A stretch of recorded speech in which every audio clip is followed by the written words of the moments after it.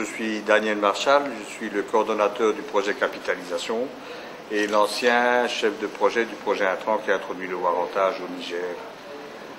On va dire que le warantage est un des meilleurs outils pour le moment vraiment de lutte contre l'insécurité alimentaire. Les producteurs et les productrices des pays sahéliens n'ont pas beaucoup de diversification dans leur culture, produisent tous la même chose. Le seul revenu qu'ils ont, c'est justement le produit de l'agriculture. Donc tout le monde a tendance à brader ses récoltes au profit de commerçants ou au profit d'autres personnes. Et donc pour éviter ça, le warantage est une technique qui permet de stocker une partie de la récolte, de le mettre en garantie chez un banquier. Le banquier donne 80% de la valeur de la récolte, qui permet au producteur et à la productrice d'engager des activités génératrices de revenus de contre-saison. On est au mois de décembre, après la récolte, des vivres, et on peut faire des cultures d'oignons, on peut faire des cultures de pommes de terre, on peut faire de l'embouche. Au mois d'avril, on rembourse le banquier avec les taux d'intérêt, et le banquier libère le stock qui, entre-temps, a augmenté de valeur. Donc c'est vraiment un moyen de préserver son stock tout en ayant de l'argent pour faire des activités génératrices de revenus. C'est ça la sécurité alimentaire. Le warantage a commencé au Niger.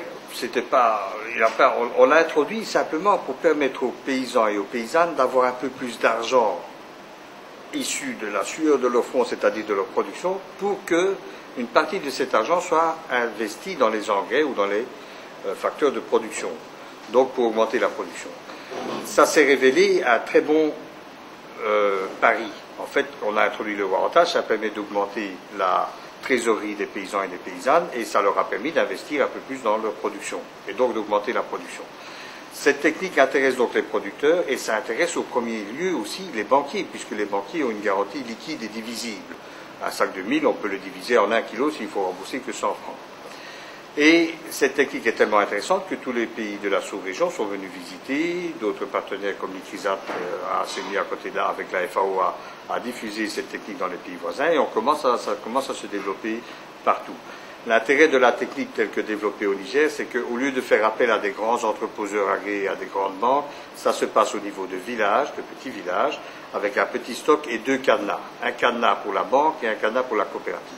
Donc ça reste une dimension humaine.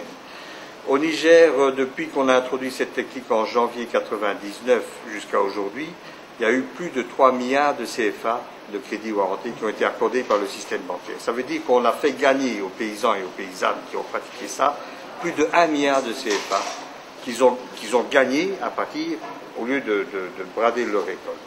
Donc on peut dire que c'est un vrai succès. Le problème maintenant, c'est que le projet Capitalisation qui fait suite au projet Intran essaye maintenant que ce produit n'échappe pas aux plus pauvres et aux plus démunis, aux productrices qui n'ont pas beaucoup de production et qui ont tendance quand même à brader, alors que les plus riches pourraient acheter les sacs des plus pauvres et le mettre en warantage. Donc on essaye de travailler là-dessus pour le moment.